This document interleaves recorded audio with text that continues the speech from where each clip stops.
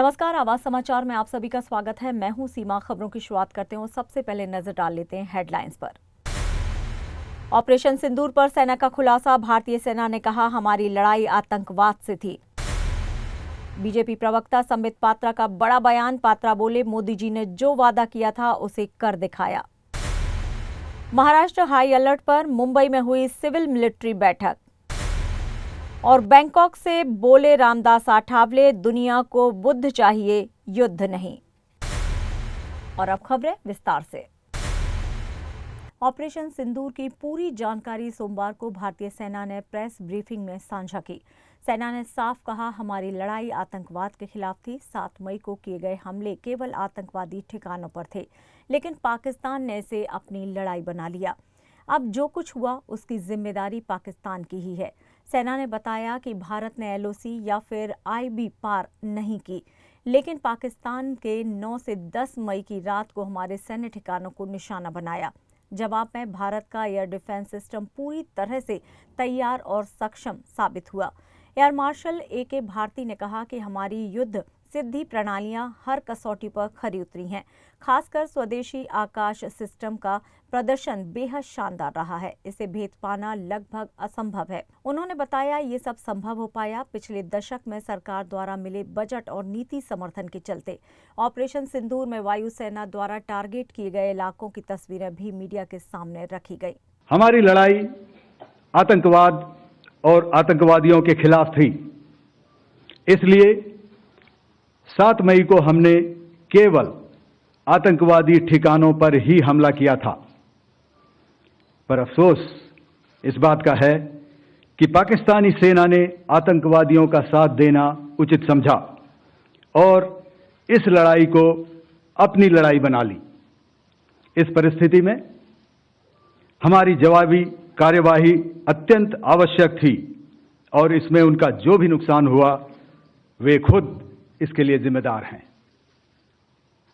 हमारी तरफ से हमारी एयर डिफेंस सिस्टम्स देश के लिए दीवार की तरह खड़ी थी और इसको भेदना दुश्मन के लिए नामुमकिन था। DGMO lieutenant general Rajiv Ghai ने बताया कि आतंकी हमलों का स्वरूप अब बदल चुका है। अब सीधे आम नागरिकों को निशाना बनाया जा रहा है। उन्होंने कहा कि 2024 में शिवखोड़ी और 2025 में पहलगाम के मासूम पर्यटक इन हमलों का शिकार बने। आतंकियों का पाप का घड़ा पहलगाम तक भर चुका था। जनरल घई ने यह स्पष्ट किया कि हमारे सभी एयरवेज और मिलिट्री वेज पूरी तरह से ऑपरेशनल हैं। हम जब चाहें और जहां चाहें जवाबी कार्रवाई कर सकते हैं। पाकिस्तान की PL-15 मिसाइलें हमने मार गिराई हैं और ड्रोन हमारे ग्रिड में टिक नहीं पाए। घई ने आगे ये भी कहा कि सभी ने कल पाकिस्तानी एयरफील्ड की हालत देखी और आज हमारे एयरफील्ड की मजबूती, यही फर्क है। अंत में सेना ने पाकिस्तान को 2 टूक चेतावनी दी। अगली बार लड़ाई और भी एडवांस तरीके से लड़ी जाएगी।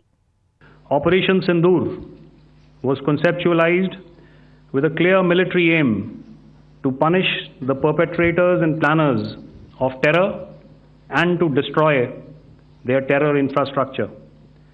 What I do not state here, of course, is the often stated determination of India and its intolerance to terror. There was also a term of reference and our own binding self-imposed restriction to target only terrorists and thus prevent collateral damage. Nefarious places such as Muridke, the hub center of the Lashkar-e-Taiba, has over the years bred infamous characters such as Ajmal Kasab and the likes of David Headley.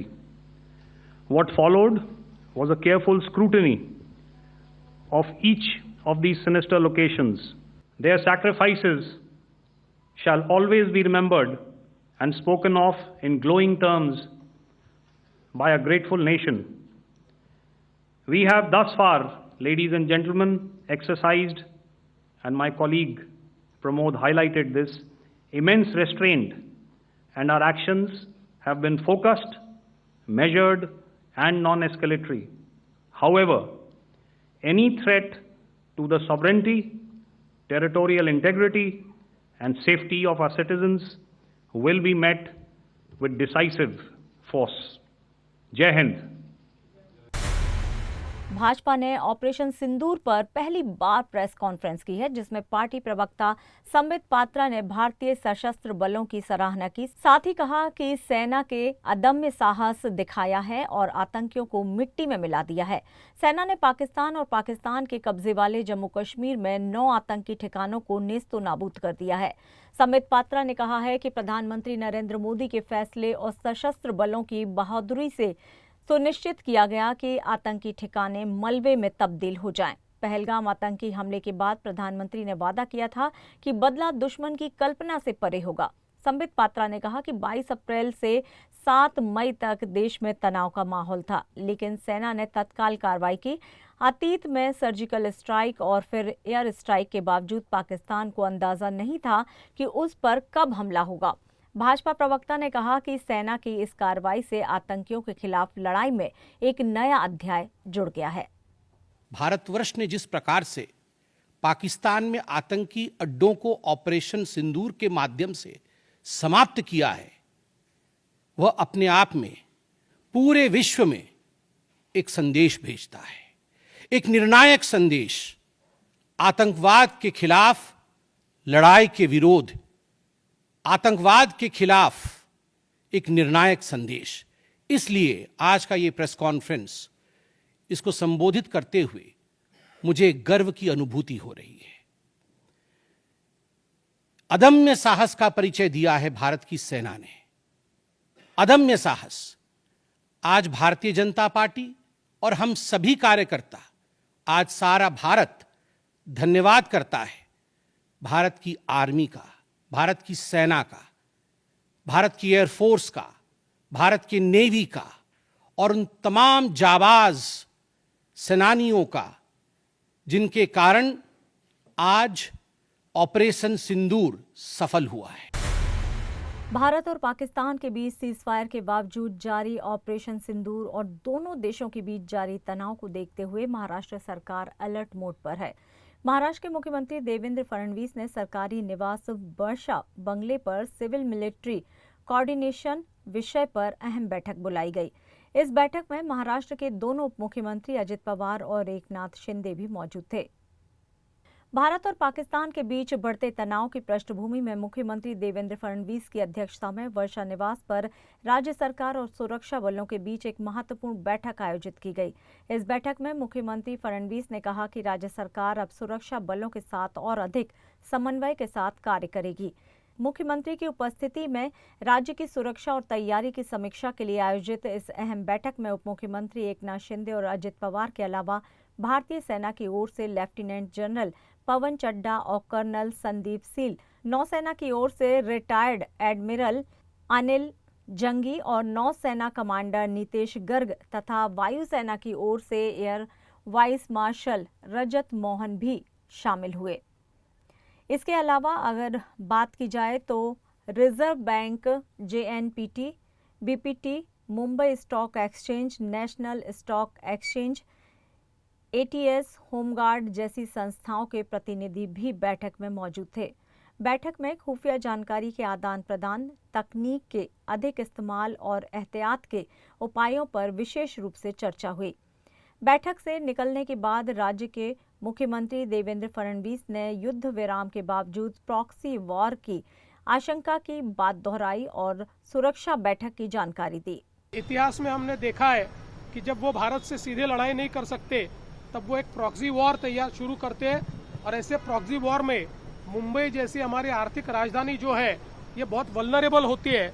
यहाँ पर कोई ना कोई घटना करने का प्रयास वो करते हैं। इसलिए हम लोगों ने आज एक कोऑर्डिनेशन की बैठक ली है, जिस बैठक में सेना के अधिकारी भी थे। उनके साथ मिलकर हम लोगों ने ये समझ लेने का प्रयास किया कि इन दिनों में अगर कोई लैप्सेस रहे होंगे तो क्या रहे हैं, हमको और क्या करने की आवश्यकता है, मुंबई और महाराष्ट्र को महफूज रखने के लिए किस प्रकार के कोऑर्डिनेशन की आवश्यकता है। वहीं एकनाथ शिंदे ने बैठक की जानकारी देते हुए मीडिया से कहा कि महाराष्ट्र और मुंबई को सुरक्षित रखना हमारी जिम्मेदारी है, क्योंकि इस शहर को टारगेट किया गया था। मुंबई हमारे देश की आर्थिक राजधानी है और इसलिए ये बहुत बड़ी बात है। इंटेलिजेंस आएगी, इमरजेंसी में जो भी कुछ निर्णय लेना है उसको शेयरिंग करना, इसलिए नोडल ऑफिसर की अपॉइंटमेंट होगी और उनकी जानकारी मिलेगी। साथ ही उन्होंने कहा कि हमारे सेना के जवानों ने पाकिस्तान के 13 एयरबेस को उड़ा दिया है और जैसे उन्होंने हरकत की तो उनको मुंहतोड़ जवाब दिया। इसलिए तीनों दलों का मैं अभिनंदन करता हूं और हमारे आदरणीय प्रधानमंत्री मोदी जी पूरे हमारे मिलिट्री के पीछे खड़े हैं। उन्होंने उनका अभियान दिया और हमारी सीमाओं का आरक्षण करना, देश की रक्षा करना, और इसलिए राज्य सरकार और मुंबई पूरी तरह इसमें हर संभव खतरे को उनका सामना करने के लिए तैयार है। जो भी इनपुट आएंगे, इंटेलिजेंस आएंगे, इमरजेंसी में जो भी कुछ निर्णय लेना है उसको शेयरिंग करना, इसलिए नोडल ऑफिसर की अपॉइंटमेंट होगी और उनको जानकारी मिलेगी एक दूसरे की। तत्काल डिफेंस जैसे army, navy, air force, coast guard कहेगा ये ऐसी ऐसी जरूरत है तो राज्य सरकार उनको तत्काल सहयोग करेगी। 720 किलोमीटर का कोस्ट लाइन है, इसमें भी कोई भी ऐसा नया आदमी, जैसे कसाब का हमला हुआ था, कोई भी नई बोट नहीं आवे, इसके लिए आइडेंटिफिकेशन होना, उनका बोट का अकाउंटेड होना, अकाउंटेबिलिटी भी चाहिए उसमें, और उसके लिए बार कोडिंग करना, ये सब बातें जो है उस पर चर्चा हुई। मैं डिटेल में नहीं जाना चाहता हूँ। केंद्रीय सामाजिक न्याय राज्य मंत्री रामदास आठवले ने कहा है कि आज दुनिया को युद्ध नहीं बल्कि भगवान बुद्ध के विचारों की जरूरत है। उन्होंने ये बात बैंकॉक के सबसे बड़े बौद्ध मंदिर वाट फो में बुद्ध पूर्णिमा मनाते हुए कही। बौद्ध पूर्णिमा के मौके पर आठवले ने भगवान बुद्ध की पूजा की और दुनिया भर के बौद्ध अनुयायियों को शुभकामनाएं भी दी। उन्होंने कहा कि शांति के बिना विकास और न्याय संभव नहीं है। हमें भगवान बुद्ध के मानवता और करुणा पर आधारित विचारों को हर व्यक्ति तक पहुंचाना चाहिए। रामदास आठवले ने कहा कि डॉक्टर बाबा साहेब आम्बेडकर ने बौद्ध धर्म अपनाकर एक ऐतिहासिक और क्रांतिकारी कदम उठाया।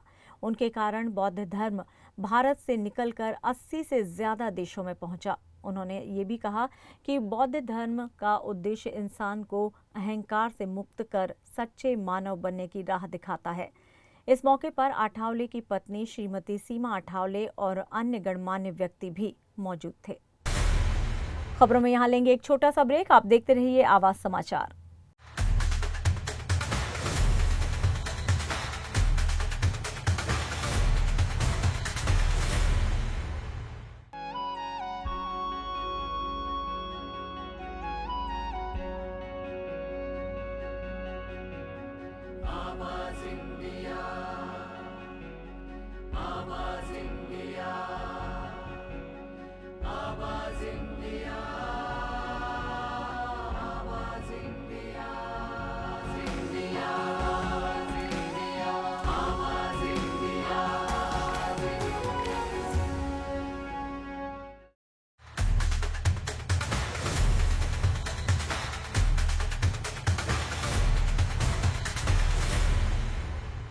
ब्रेक के बाद एक बार फिर से आप सभी का स्वागत है। बढ़ते हैं अपनी अगली खबर की ओर। जम्मू संभाग के आरएसपुरा सेक्टर में 9 और 10 मई की मध्यरात्रि को पाकिस्तान रेंजर्स द्वारा की गई सीमा पार से गोलीबारी में पाकिस्तान सुरक्षा बल यानी बीएसएफ के एक और जवान कांस्टेबल दीपक चिंगमखम शहीद हो गए हैं। वो 10 मई 2025 को गोलीबारी में घायल हुए थे और 11 मई को उन्होंने अंतिम सांस ली। शहीद बीएसएफ कांस्टेबल जीडी दीपक चिंगमखम को सोमवार को अंतिम विदाई दी गई।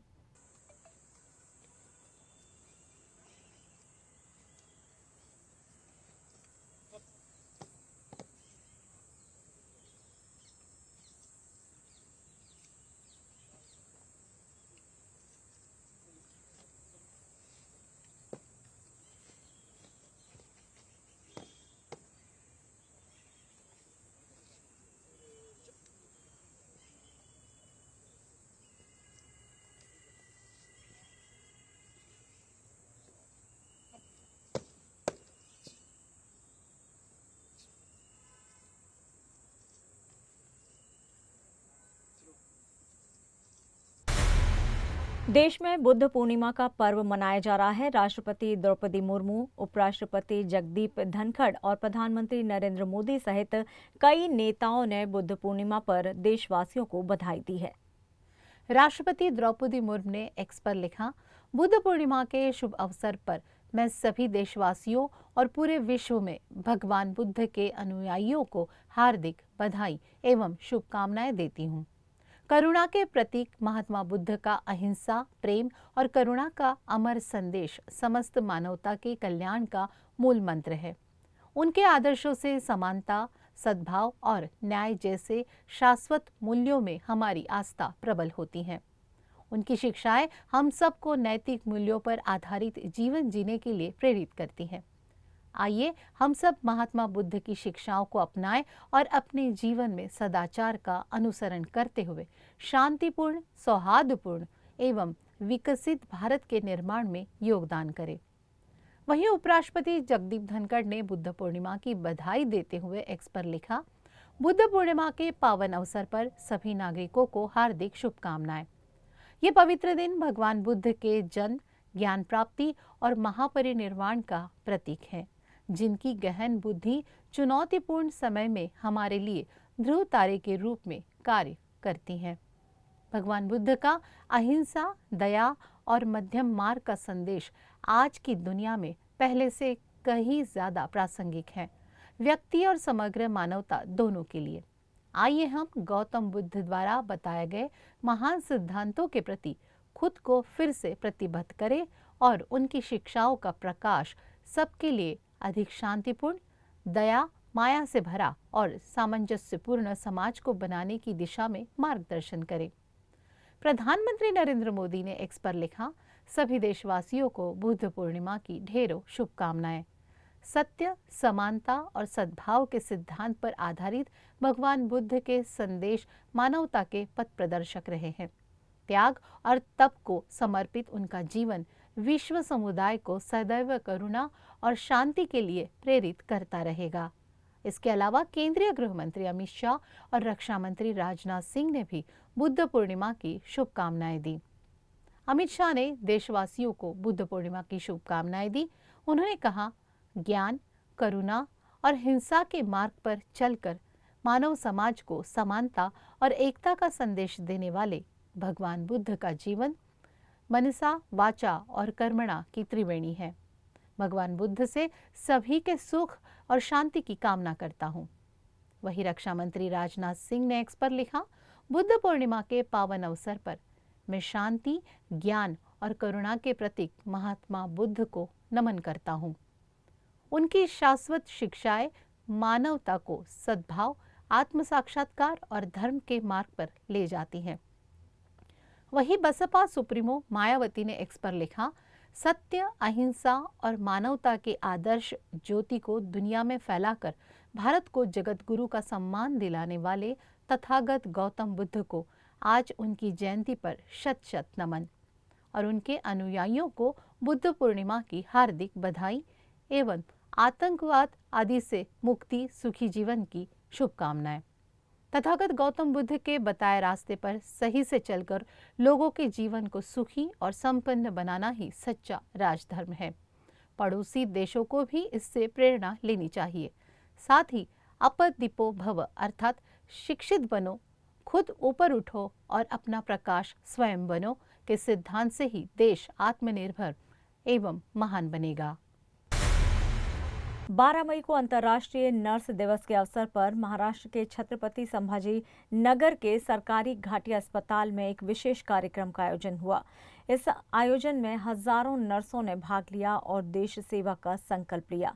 कार्यक्रम की शुरुआत दिया जलाकर हुई, जहां सभी नर्सों ने शपथ ली, अगर देश में कभी युद्ध जैसी स्थिति आती है तो वे बॉर्डर पर जाकर सैनिकों की स्वास्थ्य सेवा में भी योगदान देने को तैयार रहेंगी।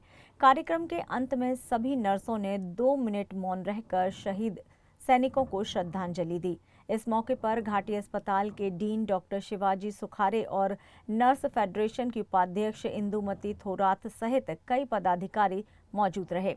अधिकारियों ने बताया कि अस्पताल में 1 सप्ताह तक विशेष नर्सिंग कार्यक्रम चलाया जाएगा। जिसमें सेवा, जागरूकता और सम्मान को बढ़ावा दिया जाएगा।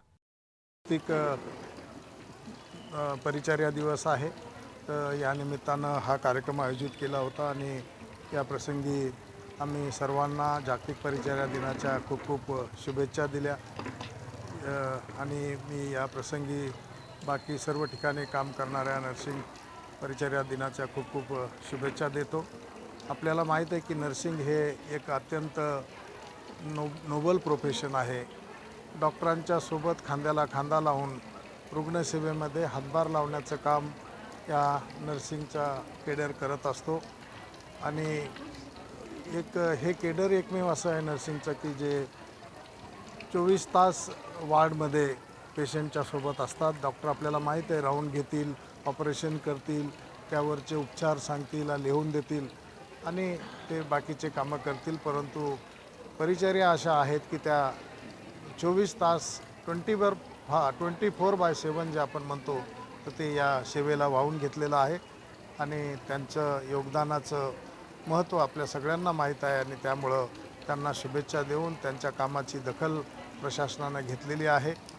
मी आजच असं जाहीर केलं आहे की जे चांगली नर्सिंग स्टाफ असेल तर त्यामध्ये इन्चार्जही असू शकतात, अधिपरिचारिकाही असू शकतात की त्यांना 51,000 रुपयाचं पहिलं बक्षीस आम्ही आज या ठिकाणी जाहीर केलेलं आहे आणि ते येत्या 26 जानेवारीला आम्ही ते देण्याचं आमचा मानस आहे। त्याचप्रमाणे दुसरं बक्षीस 31,000 रुपयाचं देण्याचं आम्ही कबूल केलेलं आहे आणि तिसरं बक्षीस हे 21,000 रुपयाचं असेल।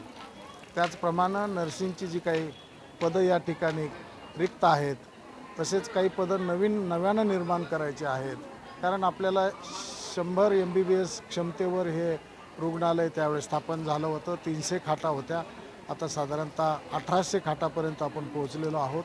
तर त्यामुळं नर्सिंगची संख्या वाढली पाहिजे, पदं वाढले पाहिजे, ते पदं निर्माण झाले पाहिजे, यासाठी आमचा प्रशासनातर्फे प्रयत्न आहे। ऑल इंडिया नर्सेस को मैं आज की शुभकामनाएं, इस दिन की शुभकामनाएं देती हूँ और नर्सेस रात दिन अपना काम करती है।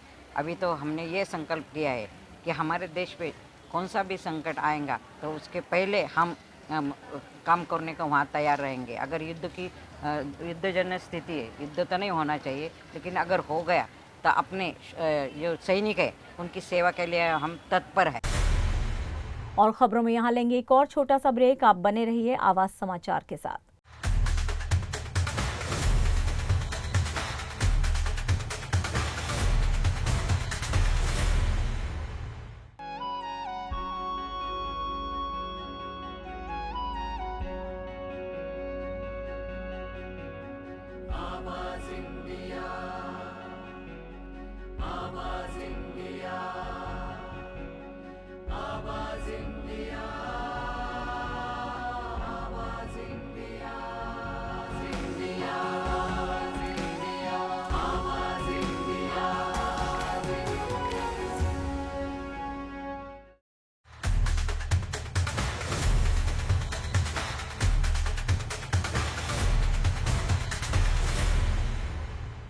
ब्रेक के बाद एक बार फिर से आप सभी का स्वागत है। खबरों को आगे बढ़ाते हैं और देखते हैं अपनी अगली खबर। बात करेंगे विराट कोहली की। भारतीय क्रिकेट को एक हफ्ते के अंदर 2 बड़े झटके लगे हैं। रोहित शर्मा के बाद अब विराट कोहली ने टेस्ट क्रिकेट से संन्यास का ऐलान कर दिया है। उन्होंने सोशल मीडिया पोस्ट पर ये जानकारी दी। कोहली ने अपने पोस्ट में लिखा कि मैंने टेस्ट क्रिकेट में पहली बार बैगी ब्लू जर्सी 14 साल पहले पहनी थी और इस प्रारूप ने मुझे बहुत कुछ दिया। इसने मेरी परीक्षा ली, मुझे आकार दिया और मुझे ऐसे सबक सिखाए जिन्हें मैं जीवन भर याद रखूंगा। उन्होंने लिखा कि जैसे जैसे मैं इस प्रारूप से दूर होता जा रहा हूं, ये आसान नहीं है, लेकिन ये सही लगता है। मैंने इसमें अपना सब कुछ दिया है और इसने मुझे मेरी उम्मीदों से कहीं ज़्यादा दिया है। मैं हमेशा अपने टेस्ट करियर को मुस्कुराते हुए देखूंगा। उन्होंने आगे अपनी जर्सी का नंबर 269 लिखा और लिखा साइनिंग ऑफ। कोहली के इस फैसले से उनके फैंस सदमे में हैं और भारतीय टेस्ट क्रिकेट में एक अध्याय का अंत हो गया है। नमस्कार, आवाज़ इंडिया में आप सभी का स्वागत है। मैं हूं सीमा। विष्णु मांचू की पौराणिक ड्रामा फिल्म कनप्पा की रिलीज से पहले इसका प्रचार भी शुरू हो गया है। इस फिल्म का प्रचार सबसे पहले अमेरिका से शुरू हुआ है, जहां विष्णु ने 4 दिन का दौरा किया। इस दौरे में उन्होंने न्यूयॉर्क, न्यू जर्सी, डलास और सैन फ्रांसिस्को जैसे शहरों का दौरा किया और प्रशंसकों से मुलाकात की। हर जगह प्रशंसकों को 7 मिनट की खास वीडियो दिखाई गई, जिसमें फिल्म के शानदार सीन और किरदारों की झलक थी। दर्शक इसे देखकर बहुत खुश हुए और तालियां बजाई। लोगों का मानना है कि ये भारतीय सिनेमा की सबसे बड़ी भक्ति फिल्मों में से एक होगी। विष्णु ने प्रशंसकों से खुलकर बात की और उनके सवालों के जवाब दिए। उनका व्यवहार फैंस को बहुत पसंद आया और कनप्पा का निर्देशन मुकेश कुमार सिंह ने किया है और ये भगवान शिव के भक्त कनप्पा की कथा पर आधारित है। इस फिल्म में विष्णु मांचू मुख्य भूमिका में हैं और मोहन बाबू, आर शरत कुमार, अर्पित रांका जैसे कलाकार भी इस फिल्म में हैं। फिल्म 27 जून 2025 को सिनेमाघरों में रिलीज होगी। एस राजामौली निर्देशित फिल्म RRR की स्क्रीनिंग लंदन के मशहूर रॉयल अल्बर्ट हॉल में की गई। इस स्क्रीनिंग की तस्वीरें सोशल मीडिया पर वायरल हो रही हैं, जिसे भारतीय दर्शक सराह रहे हैं। फिल्म के ऑफिशियल सोशल मीडिया अकाउंट ने इस स्क्रीनिंग की तस्वीर साझा की है, जिसमें हॉल लोगों से खचाखच भरा हुआ है।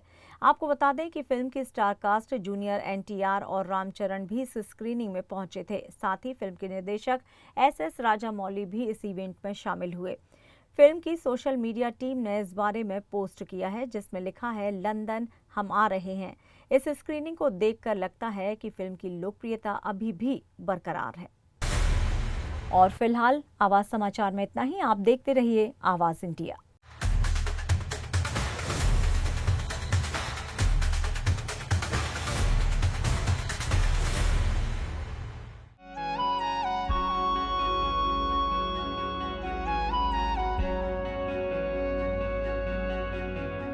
आवाज इंडिया, आवाज इंडिया, आवाज इंडिया।